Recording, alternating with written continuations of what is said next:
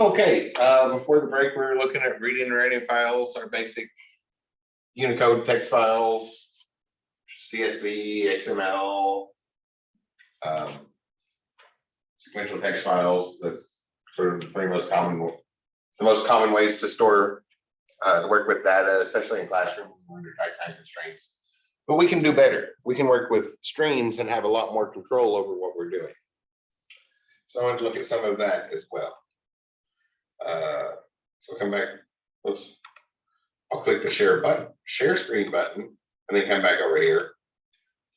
And then we'll look at, then we'll take a quick look at what a servlet does.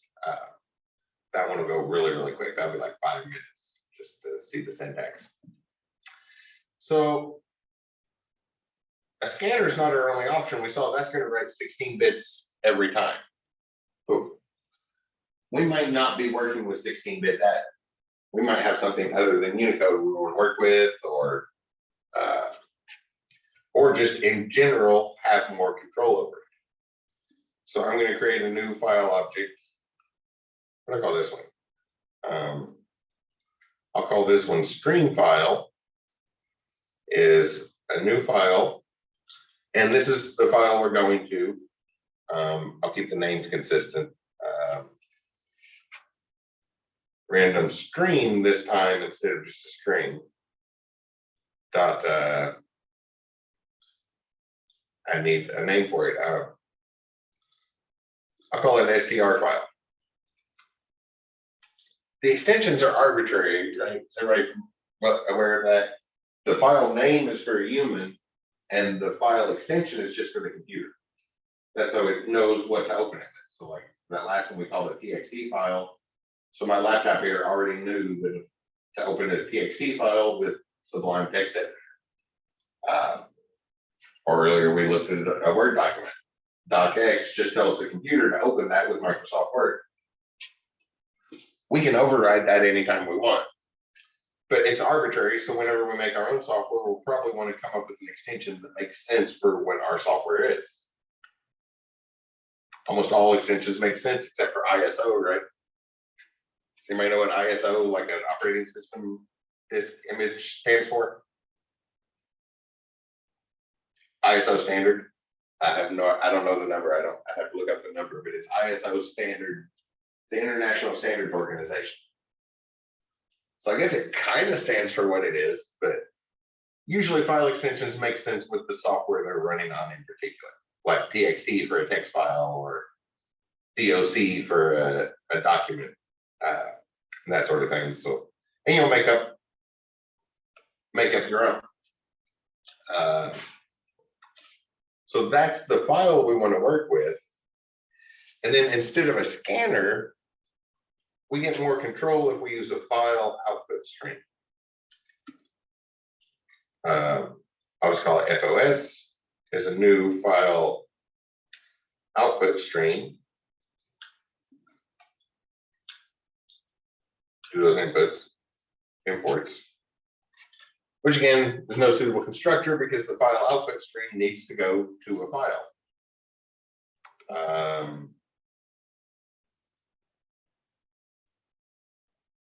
Stream file. I couldn't remember what I called it for a second there. And once again, we get that unreported exception because it might not be able to find that file it's looking for. Which a file output stream is a file. Earlier I wrote on the board, a print writer actually throws an IO exception, which is a child, which is related to that. So it will throw that exception as well. File not found is one particular type of IO exception. A NIC card malfunctioning is another type of IO exception. So the print writer can handle both of those, but obviously the file output stream is going to be a file not found error. And I'm just going to fix that output. Can't find the file. Sounds like some sort of message. Hopefully it's not going to show up. And then we can use this instead of a writer. So FOS dot, or you can see we have the dot close method.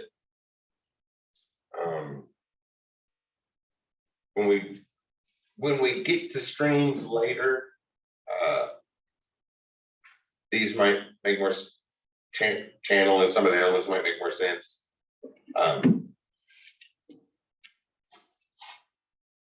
Yeah, that's going to be confusing if I try to get into that now. So when we've seen other stuff later and talk about streams in week 8, then I'll try to remember to talk about what channels in the file output stream are. File descriptor, hopefully that makes sense as far as what all the stuff that was encapsulated in the file object. So we can pull that information from the stream, not necessarily, not just the file object. Wait is pretty self-explanatory.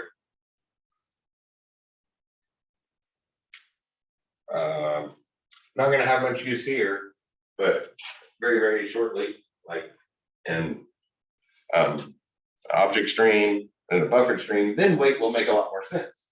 When it's like Netflix or YouTube, where we fill up a buffer, empty that buffer, we need this stream to wait while the buffer fills up and then empties. Or sorry, while the buffer empties before we start filling it again. Hopefully we won't even need to probably skip that in the example, but hopefully it makes sense. Wait makes sense in that, in a buffered situation. Then a bunch of write methods. What are we writing? And again, 1 byte at a time. So whatever we pass in has to be an array of bytes. Or we can pass in an integer or an array of bytes and the length of it. So let's write something, right? Here's some stuff for the file.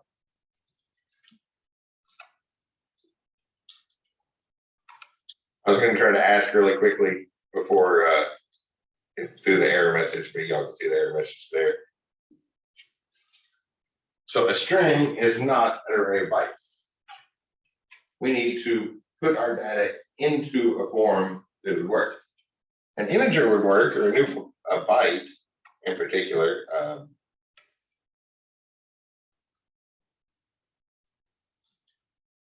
An integer, we could write that. Oh, no, it doesn't like that. Oh, there's the IO exception. So it's still displeased about something.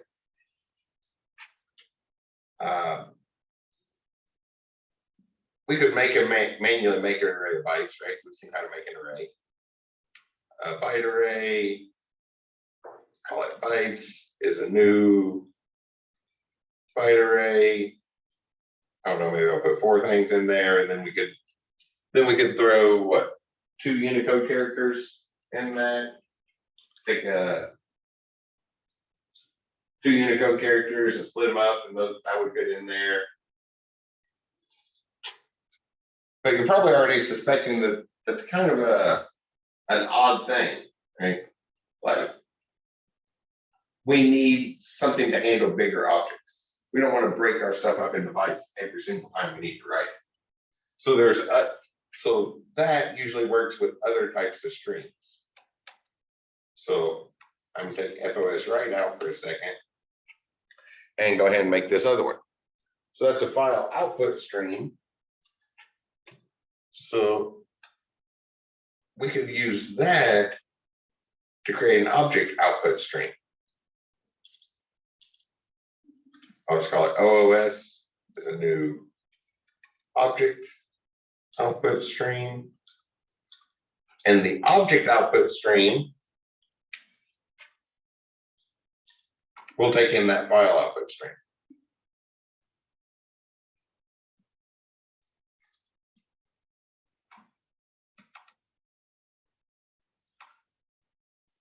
I'm just going to change this back to exception so it quits throwing those. We already talked about how to auto insert those. Any exception we throw is a child of somewhere down the line of inheritance exception, so that will catch everything. So an object output stream that takes that file output stream, but from the name, it should be clear that that's intended to take in a specific object. So let's make one real quick. The sort of thing we would do in a, so I'll make a new Java class. My data, that sounds good. Get this stuff out of the way. This is just a quick scratch one, but the stuff we saw about making a class, so like a private integer called my number. I'll spell it out. A private string called my words.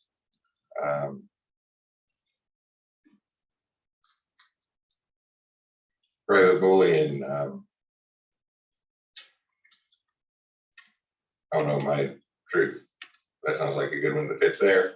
And then we can just generate the rest of the stuff, all the getters and setters, constructors, and all of that. So completely random, but something we've seen before. So I'll make a constructor with all of them. Generate that. Also make a constructor.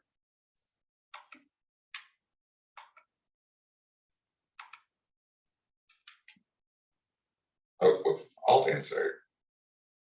Kept pushing the wrong button. Make a constructor with none of them. Then Alt insert and get all the getters and setters for everything. Sure. And I'm going to skip the toString and equal and compare to. But now we have an object we can write to the file. We should be able to write to a file. I already mentioned what the error this is going to throw is, so you may recognize that, but I think most of y'all know by now that I like to throw the error message and see how to fix it, not just try to avoid it in advance like textbooks always do. Again, don't throw that error message. They don't really tell you how to fix it when you encounter it. So now we have an object output stream. So from that object output stream, a few methods, flush, that's sort of clearing things out. Put fields, we can write just particular fields. We're going to do reset the whole thing. There's a write method, but then down here we have some better write methods than we had with the file object. You'll notice the write methods are the same write methods we had in the file output stream. Which hopefully y'all, I talk slow for a second, y'all can figure out what that means about the connection between a file output stream and object output stream. We have the same methods, but more. So there's some more inheritance going on there. So we're down to a child now. But that child requires its parent to work, and we have all this writing stuff. And then down here is just the general write object overall. So I'll create an object to write some my data object. I'll just call it data. There's a new my data with what was the order? Number or int string boolean. 34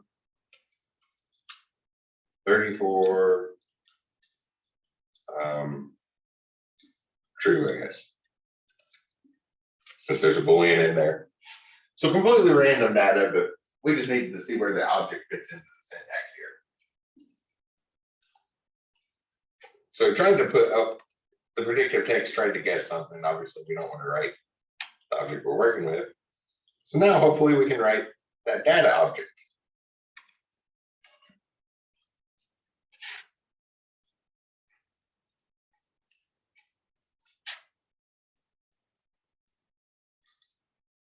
Wait, I might need to go this specs.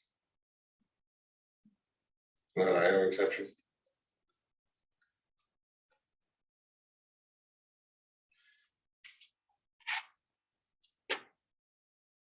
So again, it's saying there's another some sort of error happening. Exception handled the thing. I was looking for that error message. And in this case, the problem is what's shown up here on the board. Remember talking about serial and parallel? We can't really write a parallel string. We don't know for certain where that's going. Is that going to the NIC card and being transmitted across a network? Is it going to a USB cable?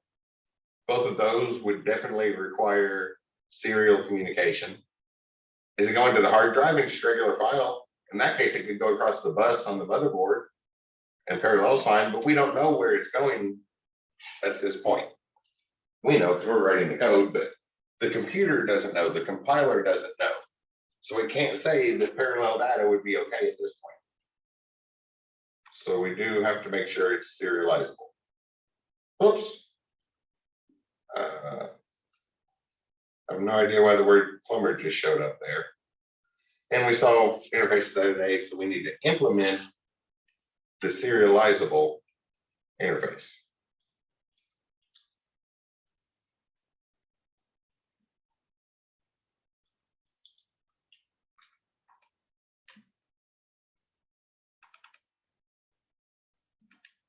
There we go. And have to spell implements correctly. And then the import. So the keyboard shortcut for importing that the module. And now we know that this data can be turned into serial data and just go one long string instead of even if we're working with parallel processors and things like that. We can turn it that way if we need it, but we still have to have that exception. So I'll just click this error. And notice the predictive text now is saying add catch clause. So we can just add another catch. So that stuff we were seeing the other day, we can add the whole, do that all at once. And I'll just print out the message, can't make that object ready for input for in out. That'll work. Hopefully it's not going to throw. The compiler just requires us to handle that. But before dealing with it, I wanted to actually see what the problem was and know what it was. Otherwise, it would hit that exception every time. You wouldn't quite know what it means if you just followed those predictive corrections, right? So make sure anything you're going to write can is serializable. We're just always required to do that. And since we're dealing with files and network connections and all sorts of other things, a network connection has to go somewhere. So probably got some IP addresses and URLs in there as well. Lots of things that might not be found or might not be able to handle a certain format. We need to make sure everything's on the same page. And now it runs without errors.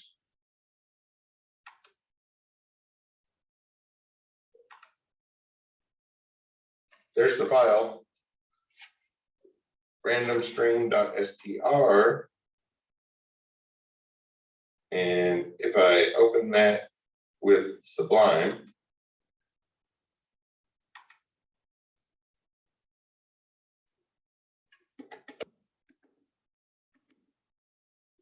we get a bunch of hex code. So it's a bunch of, they just wrote that object as a straight binary file. The textbook likes to add another step in there.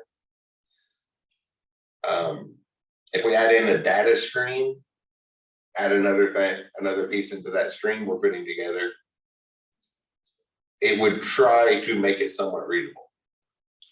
But we just left an object, said, write this object to a file, it's in binary code. But we know that that's the data that goes with our software. So to read it back in, oh, we forgot to write reading earlier, didn't we? Reading with the scanner, forgot that earlier. I'll try to throw it in there really quick here after we read back in our object. So to read things in, it goes the other way. We need a file input stream. And since we wrote an object, we need an object input stream. Get this out of the way. So I'll create another one down here. That way it's in a different try-catch block.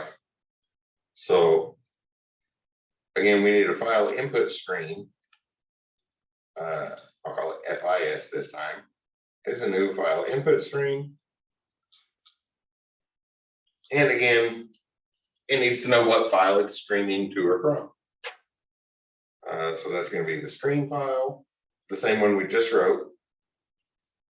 Again, handle those imports and that same thing. The compiler is going to make us deal with any possible exceptions before it compiles it. So we could throw it back. We saw that earlier. We're not inside a method, so the main method can only throw it back to the Java virtual machine itself, which isn't going to do much. But that can be handy, like we saw the other day, especially for organization purposes. Organizing the text in your code, the throwing can be useful there. So we'll just do a try catch and print out a message. S out, can't find the file to read from.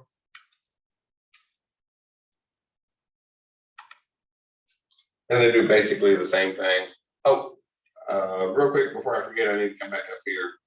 Keep skipping over parts. Because what did we not do here? Yeah, we didn't close anything.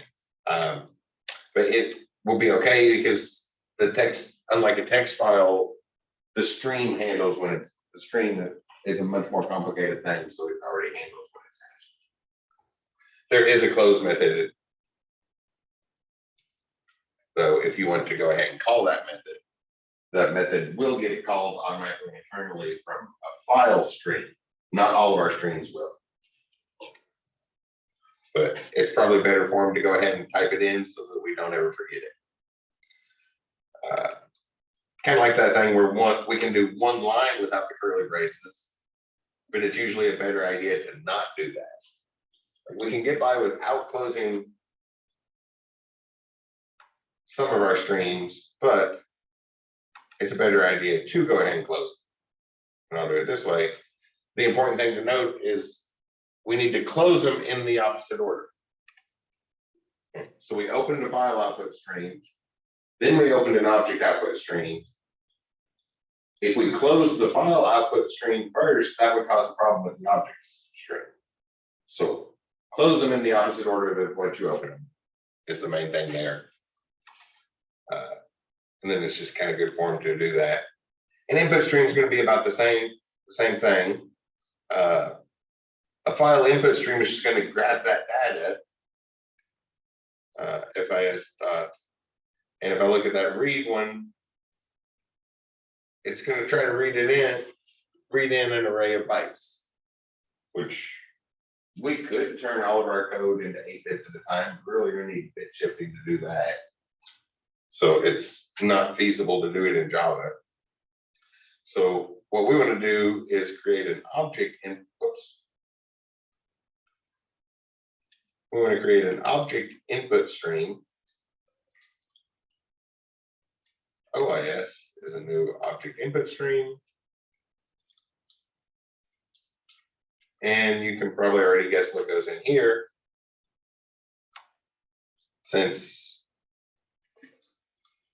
Well, for the object output stream, we needed the file output stream. So for the object input stream, we need the file input stream, FIS. And those imports.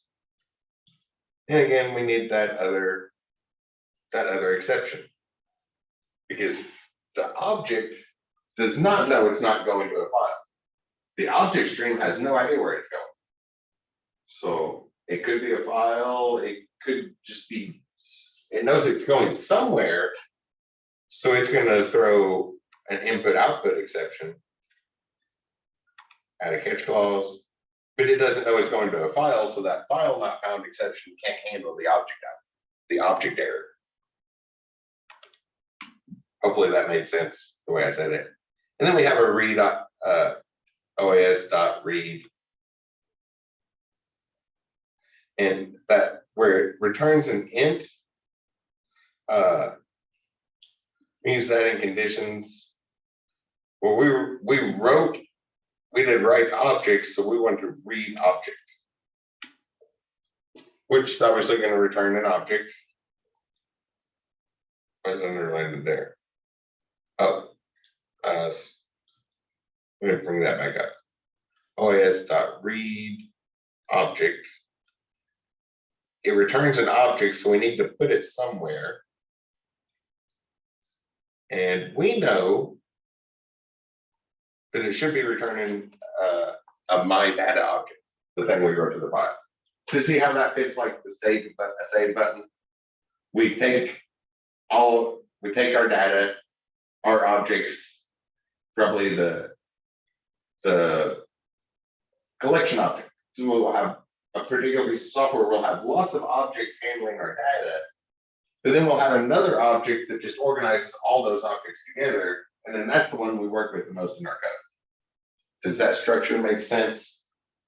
You would have seen it, an organization thing, but if you write more than one object, it can be handled very similar. But here we just have one object, so we need to return some, we're getting back some of that custom class. I'll call it file data, is that, and then this note I made on the board here, that our read method has to be a general catch-all one, because they didn't know what we were gonna, our class is gonna be, so it returns object. So we have to make sure and cast that into the correct data type.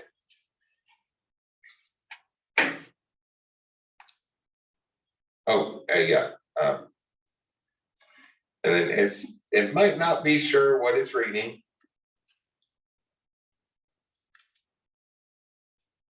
So we need to handle that exception again. Add another catch there.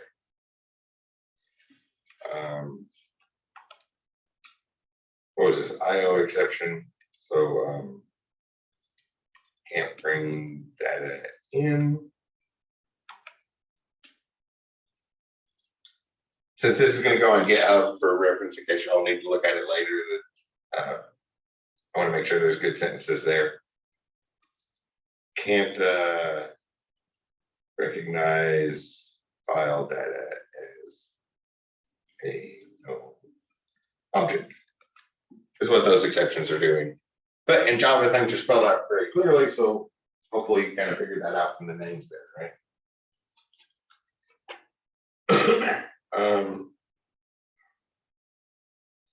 I guess I do need to do a toString. Yeah, that'll be fine because it'll rewrite the file. There's not methods being called. If it was separate, where that one we wrote the first time, if we change our object now, we wouldn't be able to read the data back into it. Does everybody see why? If we had just a separate method, like instead of just doing this sequentially, if we had a method to write the data and then a method to read the data, but to make sure we read it, we need a toString method. So I'll override the toString method, override toString, and return. Here's my object. Whatever the data is, we just need some to print out some sort of confirmation. But now our data type, this class, is different than the one we wrote to the file. So that would cause a problem when we tried to read it back. But because this is just a generic syntax example and we're doing it sequentially, it's going to rewrite that file before it reads it back. It's going to overwrite it, so it should be fine. And then we can close our input stream, and then close our other input stream. Close all our input streams in the opposite order of what we open them. But hopefully that makes perfect sense, right? The object input stream depends on the file input stream. So if we close the file input stream first, the object input stream is just has lost something that needs to work. So we run that. Oh, whoops, I forgot to print that. Let me try that again. Print out file data. That was the whole point of changing that, so that we could actually see that. Run that. There we go. So we got that message from our object, and that particular reference name only points to the one we read back from the file. So we know it came from the file. I don't know if anybody, I doubt anybody bothered to memorize what that was. It was in there earlier. But hoping this was Sublime, it would be slightly different. I don't, yeah, I'm not going to notice the difference there. I just opened it up and like, yeah, it's a bunch of hex code, so that's clearly representing something in binary. But we changed that, so it's different than it was earlier when we looked at it. But I didn't really pay close enough attention to point out where the difference is. So there's reading and writing files, some of our big ones. Buffered output streams can be very useful. They'll follow suit. We create a file object stream, use that in an object stream. A file stream goes into an object stream, and then that object stream can go into a buffered stream, and then we have complete control over it. The default is going to be 1024 bits, but we have complete control. We can make that buffer whatever size we want. So instead of 16 bits like a scanner, or 8 bits like the file stream, the default is 1024 bits. For example, on a network connection, how much data can we send across the network at once? Way more than 8 bits, right? So we probably want a nice size buffer that takes advantage of our network size and doesn't waste time. That's just a buffered output stream, but that's just one more line that follows suit here.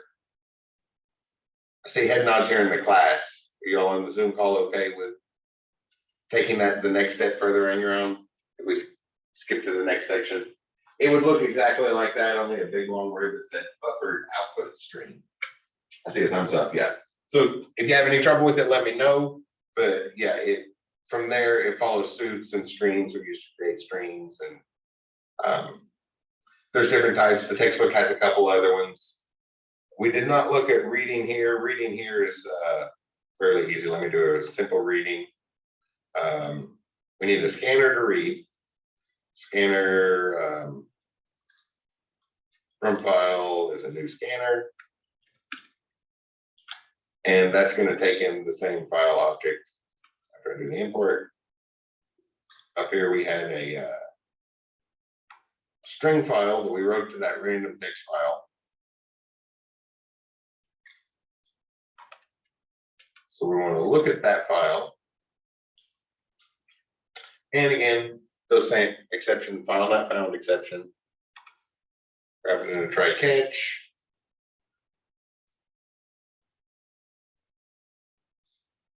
Oh, there it is. I lost my place for a second there. Print out, can't find the file to read from. Get that half knocked out. And then on the scanner, then we have the methods we use in the console with the scanner. Next int, next double, next line, next character. All of those same methods we already saw with the scanner. So it does have to be in a loop because we don't know how many lines are in that file. So typically something like while from file that has next line, I'll do that. I mentioned a couple times, usually what I do is just do from or while true, because eventually it's not going to be true. And when it's not true, the exception, we can find the exception on one bit instead of all the processing for has next line. So that can be quicker in the long run. I'll just do it formally, the nice formal one here. while it has the next line, we'll just read it in. So we need a string to build up. So string stuff in file is a new string. And on every loop, we'll just do stuff in file, concatenate with the scanner from file dot next line. That gets a string back in, and then I'll just print it out.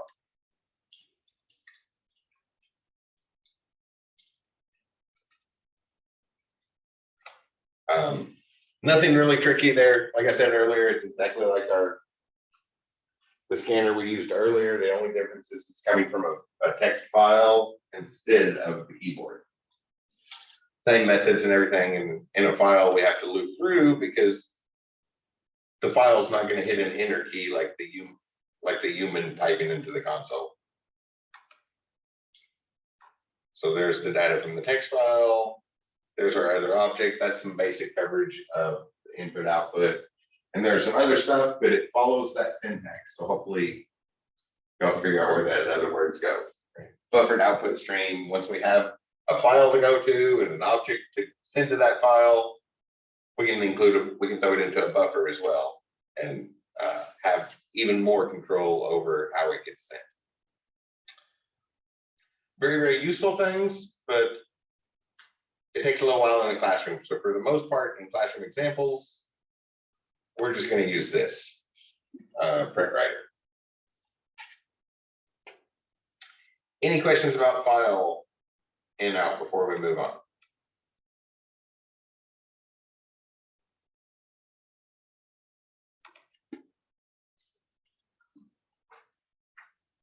Okay, there's just one short thing I need to write on the board. I'll just erase part of this. This has been up here for a while. Probably okay if I don't ask on that. Hopefully it's in your notes by now. So the other thing I wanted to look at, which I was going to wait till later in the semester, but then I thought I want to cover this before the break because I have a feeling on a week off, some of y'all might do some coding because coding is fun. Like, it's enjoyable. And if you have a couple days to relax, you might want to write some Java programs or play around with stuff. So we saw Java server pages where we put it in HTML, but delivering web pages isn't the only thing servers do. Surely not even on the label of what servers do.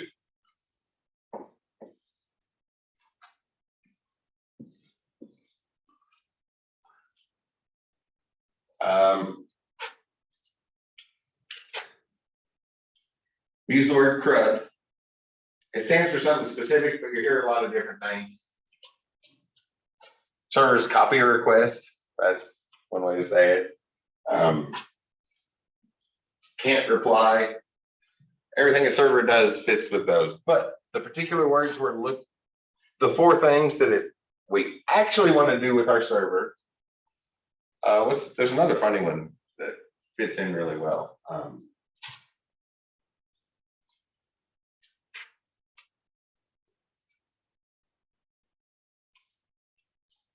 There's another really funny way to put it that I can't remember off the top of my head, but what that actually stands for is servers can create files. Servers have write access, so they can create files. Create, what's the R? Update and delete. Create. I'm suddenly drawing a blank on what the R stands for. I've got the funny ones in my mind, and most of those are inappropriate. Whoops. CRUD server. So I'm going to Google CRUD server, and it's right up there at the top. Oh, I have no idea why I forgot why this is the word I couldn't think of. I feel silly now. But it slipped my mind. Y'all know how that goes. It's hard to remember everything.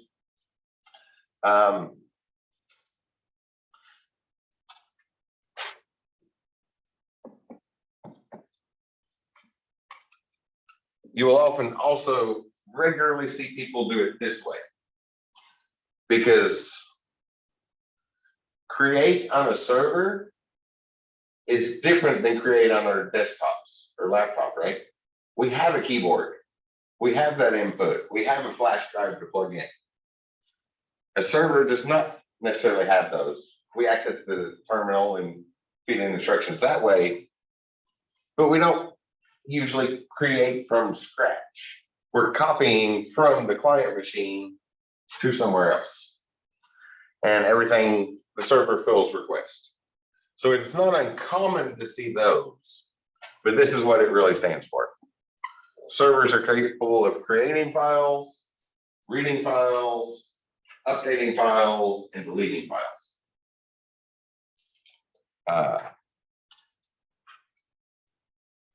So there's also REST. That's a different one. REST isn't. Let me Google what that means real quick. We're going to talk about CRUD, but we might want REST. And to find these, since it's just like random acronyms to remember, you'll put it in like Google, like CRUD server, because if you just Google CRUD, you're going to get something very, very different, and see what it is there. So database stuff. Create, read, update, delete. That's what we'll need for our class. Servers can also do REST, which is basically the same thing. I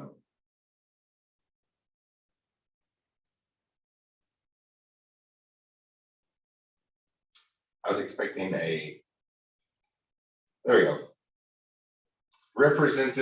Representational state transfer. That was a lot harder to remember. Representational state transfer, which if you think about those words, sounds an awful lot like what these would mean, right? That's what servers do. That's the request servers can fulfill. For the restaurant analogy, if you haven't heard that before, restaurants do make a great analogy for clients and servers as far as computer networks.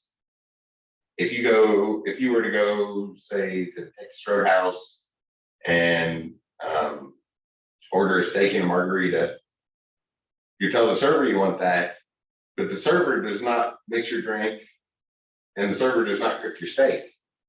But the server is the one who knows how to ask the bartender for a margarita and ask the kitchen staff for a steak. And then when they're ready, the server brings it back. Computer servers do the same thing. The client asks for stuff, and the server is the thing that knows how to get it, just like the server in a restaurant. So we make requests of a server. That's where that other word often shows up, request. But if you see it on like on a quiz, you want those 4 words.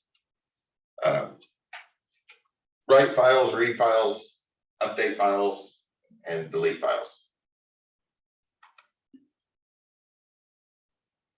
I just thought of another one joke one, but it's borderline inappropriate, so I'll skip that. There's some funny ways to describe, very funny ways to describe what it is. So we need ways to do this. We make requests to a server, and we don't necessarily need HTML in the response. There's better ways to do that. We use Ajax, which depending on how time goes, we'll either talk about it in class or we use copy and paste code to just use Ajax, because it's always exactly the same except for what URL we're passing up. Then we update element by element instead of the whole page at once. So that's a little bit more common. So we need a way to ask the servers for stuff, make requests to a server. So in that restaurant analogy, our client machines need a way to place the order, and the server fulfills that order, the whole CRUD thing. So we do that by making requests. And to handle those requests with Java, we use what's called servlets. Oh, it's 8:55, so the timestamp, it was what, an hour, then minus 10 minutes, so an hour or 45 minutes into the second video, if you want to make a note of that, is where this is.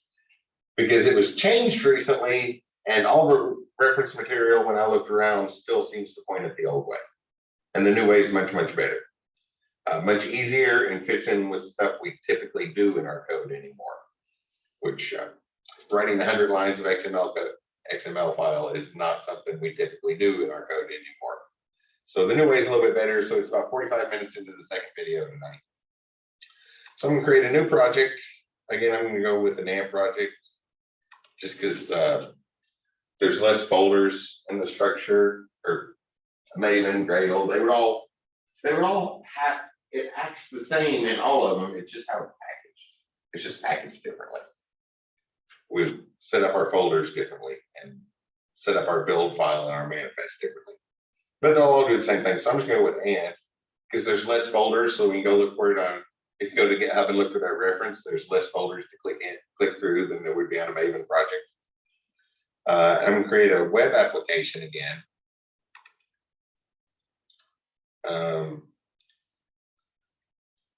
Whoops. I'm going to call this servlet example. So it can be found on GitHub. I'm going to use my local Apache server. We saw that before. All that stuff has to be set up, but once it's set up, it'll remember it. I'm not going to use any of the frameworks yet. We'll try to talk about frameworks some at the end. Frameworks are for really, really big things. And I'm just going to use this default web page to do stuff. Web form.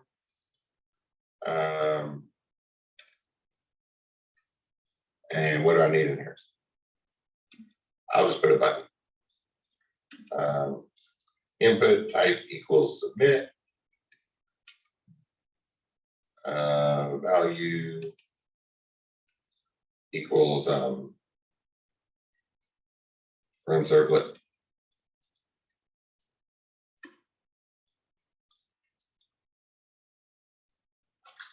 And that's probably enough for that form. I'll do the slash. So nothing, the web page will just have a button that's going to do something. And what we need to do is to say what it's going to do. That's our action form here, right? Our method is usually either get or post.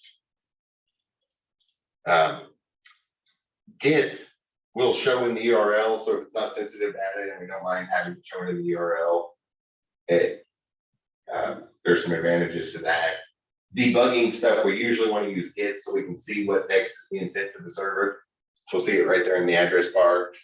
Post is exactly the same as get, only we don't see it in the address bar. So obviously it's a lot easier to debug stuff with the get method. And then the action method is what script is going to run when we do that. And that's where our servlet comes in.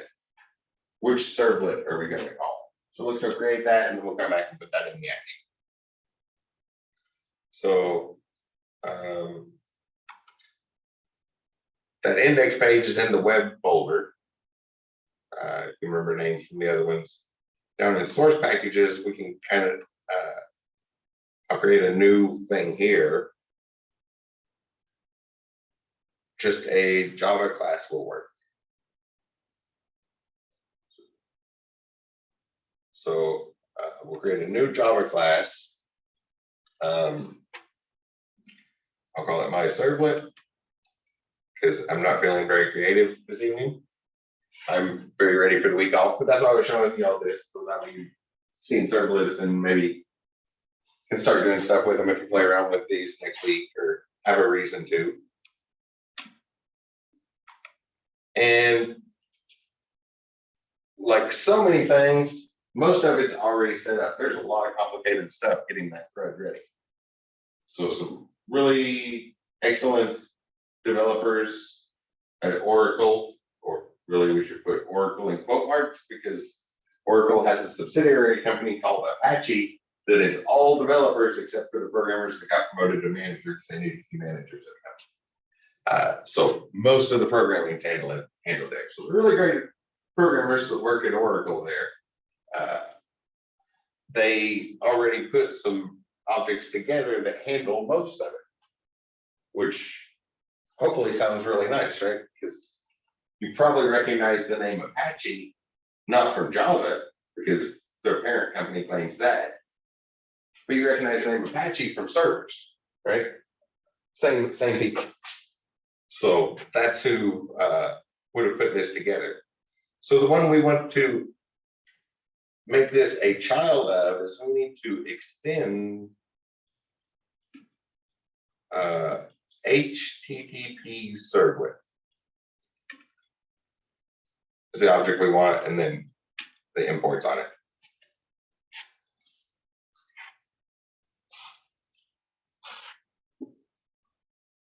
And notice there's no errors or anything. There's nothing abstract that we need to overwrite.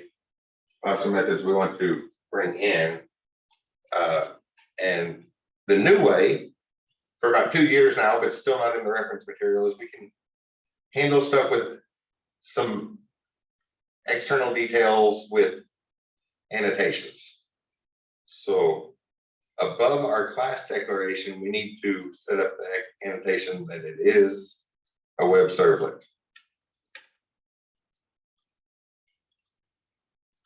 I'll just brand it. So at web servlet, and then inside of parentheses, we need a couple things for that servlet. In particular, what's the name of it? What's it called? How will Java recognize this? So how will the server know what this is? Because we're going to compile it. It will not. It might never have access to our source code. Very few developers would do that. We'd always put our source code there because it makes a nice little backup access, quick access. But the server just needs the compiled version. It may never see the source code, so it doesn't know what that's called.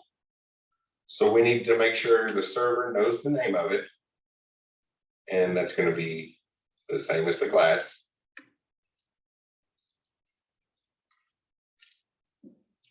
There's one other thing the server needs to know, and this was what used to be in XML tags. We had a whole bunch of XML tags that were always copied and pasted, and then 2 tags in there, one saying what the class name was, so the server could find it. Anybody have a guess on what the other one we need is?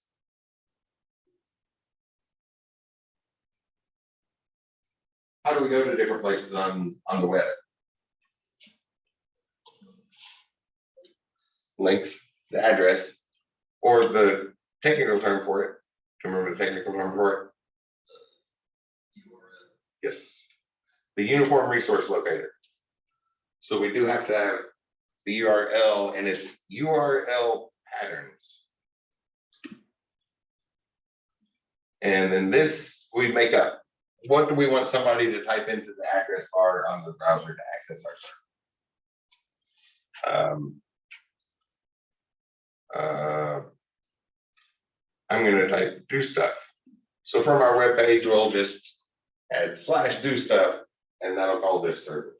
We just make up that URL, right? Like we always do with URLs. So the name of a class and the URL patterns, what it's looking for in that address bar in order to call this. And now we need to override one of a handful of methods. I'll do alt insert so we can see them from the list. Override methods, and you'll notice a whole bunch of them start with do. And the second and fifth one on that list should look very familiar from what you've already seen with the method attribute of an HTML form. We want to do a post or do a get, because our website is either going to send data with get, or it's going to send data with post. And this is particular to how we have to intake the request. If there's image data, we would have to make a request. We can't send that as a get or a post, which would be do, or we can kind of have a catch-all one with a service. Servers provide a service, so we can do a catch-all on our CRUD list just by saying service. But generally, it's better to be specific. In our case, I did a GET request. So a lot of times, GET is much better for debugging. So you want to do GET while you're debugging, and then post is almost identical. So you just have to remember to change it to post whenever you need to, whenever you no longer need to see the data that's being transmitted. So just kind of select the one we want, the header, options, trace, a few different things, delete, but different things about creating, reading files, updating, and deleting files. And it has to relate to how it's coming in, or for the general catch-all, we want one of the service options. I'm just going to do a GET, because for our class here, we probably won't move much farther than a form data, right? At least starting out, you're going to have an HTML form where you enter some stuff and then either GET or post it to the server, and the server will respond with something. So I'll do a GET, and at least on NetBeans 14, they started abbreviating these. So there's two things the server's going to do. The server's going to take in a request and give a response, kind of like a server in a restaurant, right? They take in a request or an order, hence one of the other terms I wrote up there, and they give back a response or bring that order when it's ready. So we have parameters for both of them. I like to go ahead and spell it out. I'm gonna get rid of these exceptions. Oh, we might not have looked at that last week when we were looking at exception handling. We can throw a comma separated list. So we can throw more than one exception at once.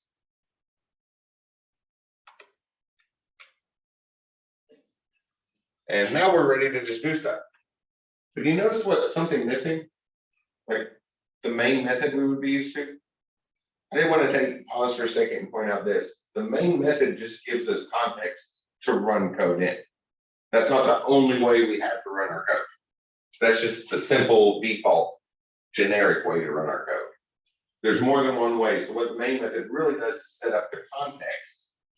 But here we have a different context because we're running on a server, not a local machine.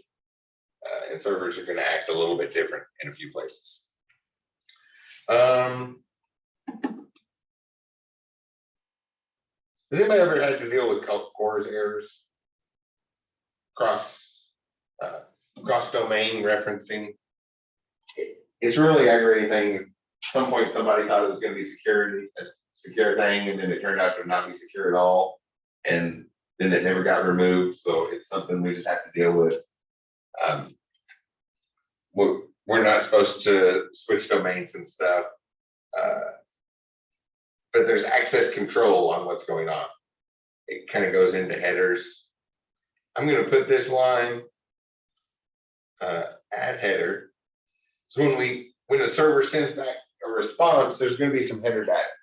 There's going to be some extra little stuff. So this line is a copy and paste one that you probably want to put in a bunch of things.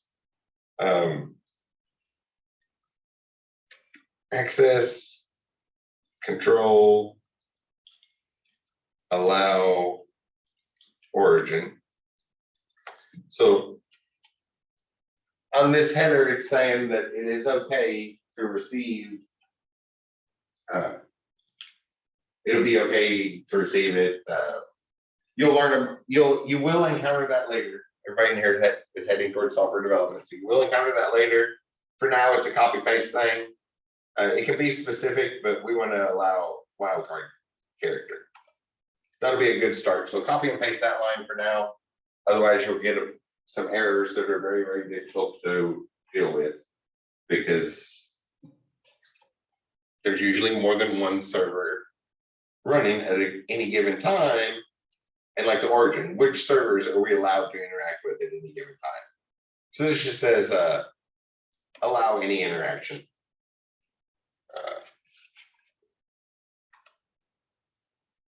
Allow the response to go to any machine. So if the web page is running on a different machine than the server,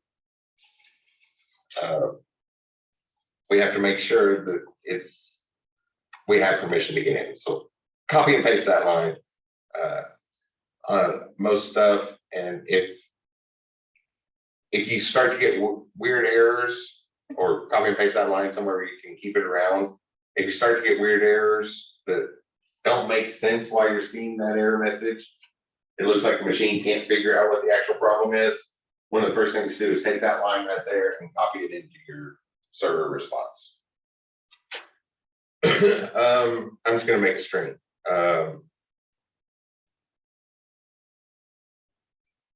Should probably show how to get parameters. To start with, I'm going to make a quick string.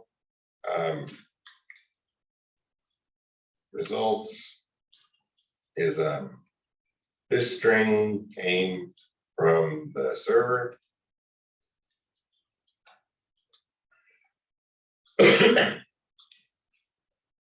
And then to get it back, the reason I waited until now to send it back is we need a way to send that string back.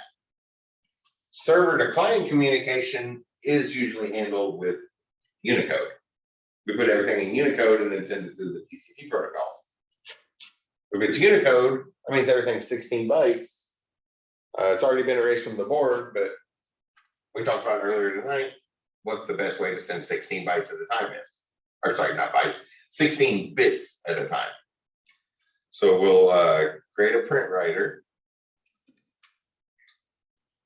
Print writer, I'll call it writer.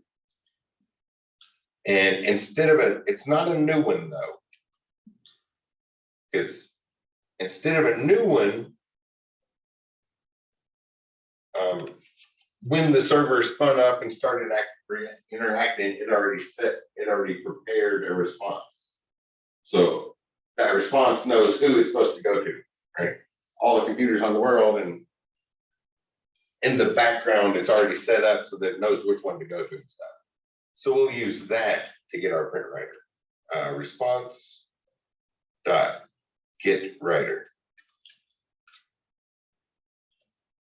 And I think now it's that try catch thing we saw earlier. Yeah. So there's an IO exception. Definitely not a file exception earlier. I think maybe I was thinking of servlets when I wrote that on those notes. Because a servlet is not going to a file. It's going to a client. So some sort of IO exception, and we can just do that wrap in a try catch. And then once it's there, we can say writer write or print. I'm do write.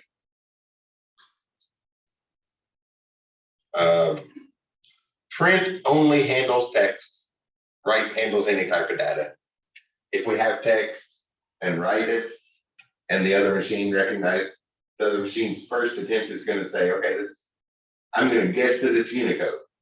And that's what happened when we opened that doc file earlier.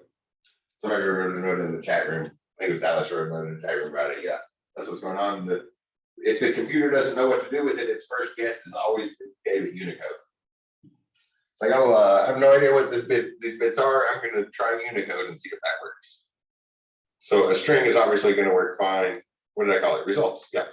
So send in the right one, and then writer dot. We can close it, but in this case, it won't really matter. That's because we didn't create a new one. We used the one from the response, and we might want to keep that open. It's not the same situation as the file. We have the option to close it. I usually don't on the servlet things. So that will get the server doing something and sending it back to us. So response goes server to client. Obviously, the other parameter request goes client to server. So that's how we would bring in parameters. And I'll do that in a second after we run this and check for bugs. We'll spin up the little virtual server. All we see is the button. Oh, I forgot to put the action in.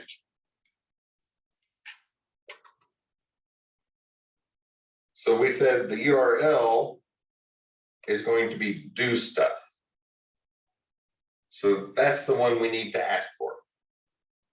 So from our index page, when we get to the action, we're going to say /do stuff. That name we completely made up. And since it's in the same project, we don't have to switch to a different domain or anything. Sorry, I completely forgot to bring that up, but I guess that's part of the debugging process. That's why we ran it when there's still a step left before finishing it. So run that. Oh, we got some sort of error message. Requested resource do stuff is not available. It should be.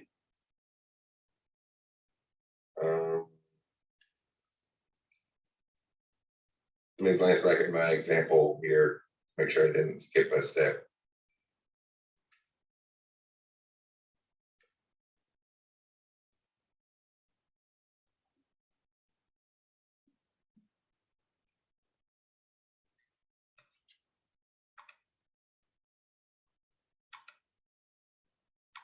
Might not need that slash.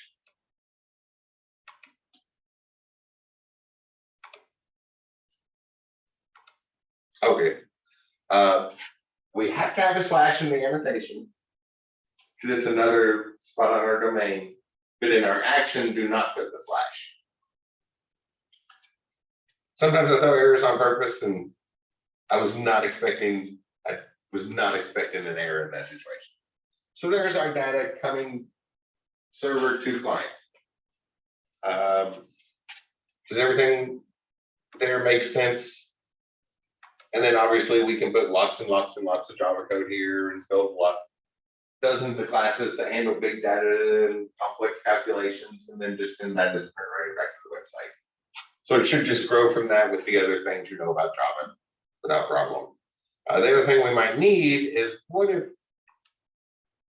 if there's some stuff from this form coming in? And add another input. Oh, actually, if there's more than one input, I need to maybe add a paragraph tag.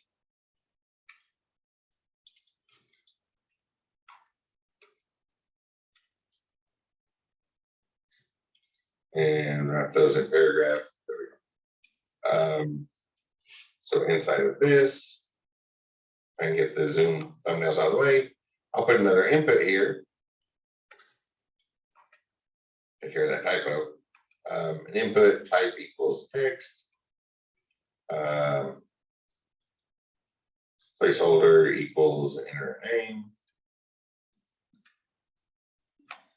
Oh, zoom thumbnails are still in the way. I'll try down there. Enter your name and I think we saw it before.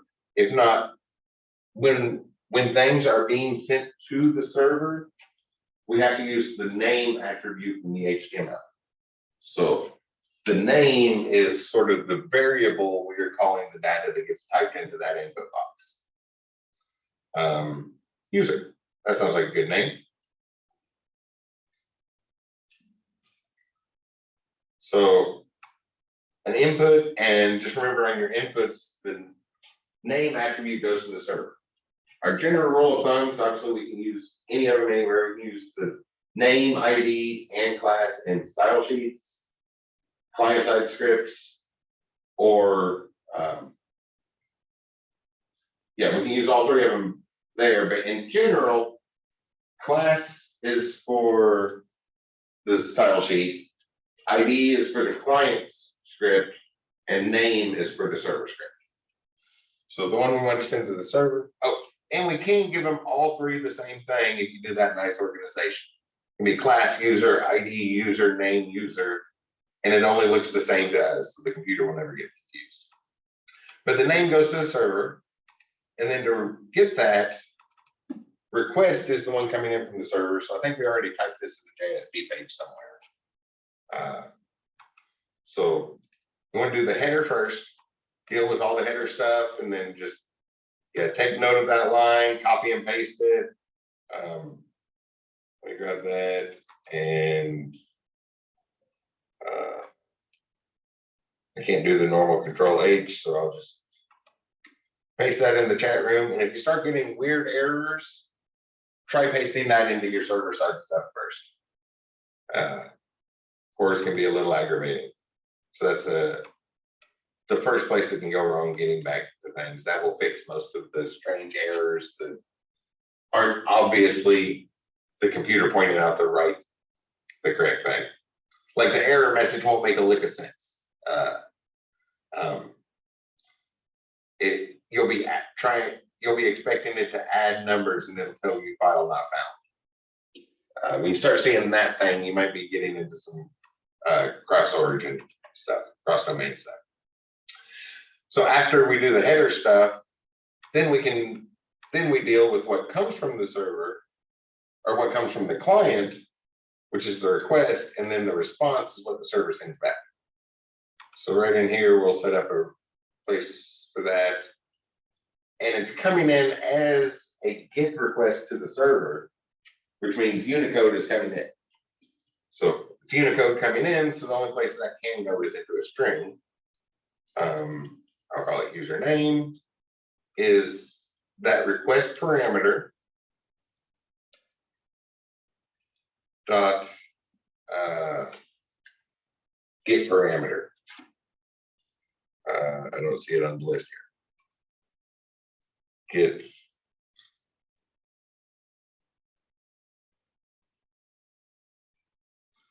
wait, is that not it? I thought it was.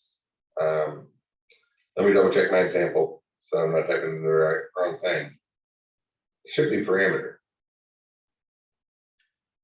This one.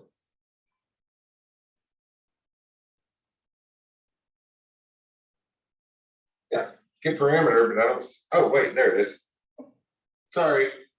I guess it's been a long day because I just did not see that on the list. It's the one that's highlighted. I guess when I glanced at it, it's been a long day or something because I thought that was the border of the predicted. I thought that was just like the border coloring or something. I was like, why is that not on the list? But request get parameter. And then which parameter do we want? We want the parameter we called user.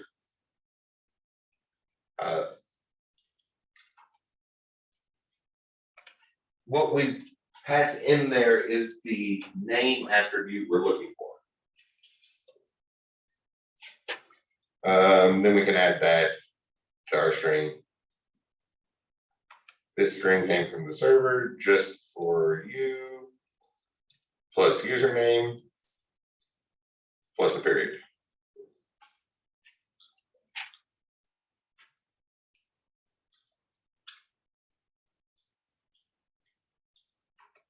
So a fairly short method. If I get this out of the way, will it all fit on the screen? You see there's not really much going on there. And the annotations are the big thing. That annotation we put above the class name, we need to say the name of our class and what URL we want to call it from. And most of your tutorials that you find on YouTube and the things that score high, unlike search results on Stack Overflow, are out of date, and they'll have you write 100 lines of XML for that. And so the annotation's a lot easier, a lot more modern, and in general, a better way to do that. And then one of our methods, we override one of the methods, do get, do post, or just the catch-all service. Because whether it's a get, a post, or request, or anything coming to the server is going to fall under that service method. And request comes from the client, response goes back to the client. So now we'll run this. Get that, I'll enter my name here, click the button. So we got that, and this thing that y'all have probably seen before. We have our data query in the URL. So with a GET request, we can see it in the URL. So we can manually type that if we wanted to. And I was thinking the question mark, it looks like a hook there. So we called the do stuff URL, and then we're hooking on some more data. And it looks like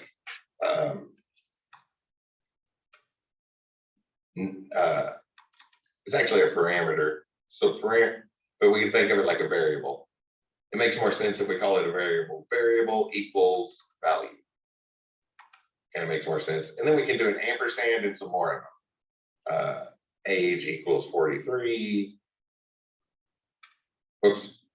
And town equals Clarksville. Just remember that in the address bar, when it passes in as the URL, it's all Unicode. So that's not 43 the number, that's 43 the symbols. So you need to turn it into a number if you want to do that. So it keeps adding up like that, but you can probably quickly figure that out by just adding some extra things to your form and seeing what happens. But there's our kind of the idea of a servlet. So then we don't have, if we don't need the whole HTML page like we saw with the JSP, we just need that server to do a quick calculation for us. We need that server to read from a file. We need that server to store some data because our local scripts cannot write. And that'd be a major security risk if anything across the internet was just allowed to write on any computer loaded onto. So servers have to do the writing the files and reading the files, changing the files and deleting the files. Our CRUD stuff.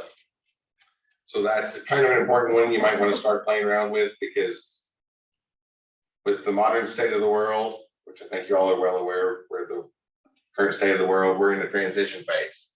We haven't left desktop applications behind yet, but every day more and more stuff is on the cloud. So when you all graduate in a year or two and find a job, you'll probably still be doing some desktop applications for a couple more years.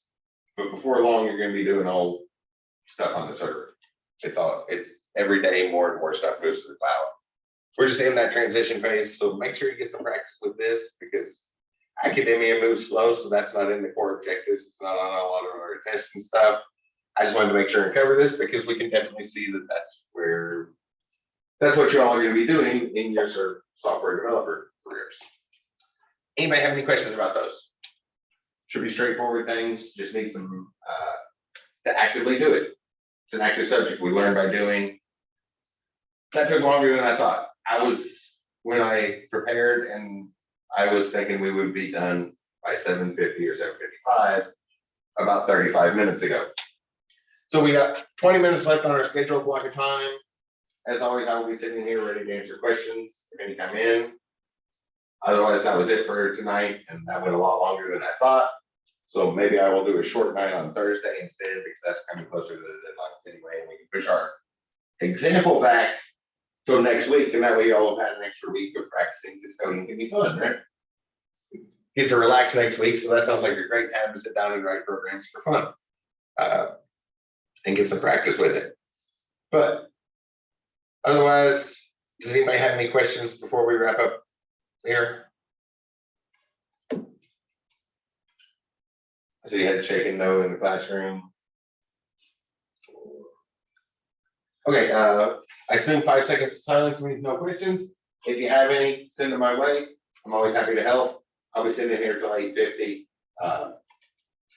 Otherwise, y'all have a great evening, and I'll see you on Thursday. The recording is over on this computer. Stop the recording.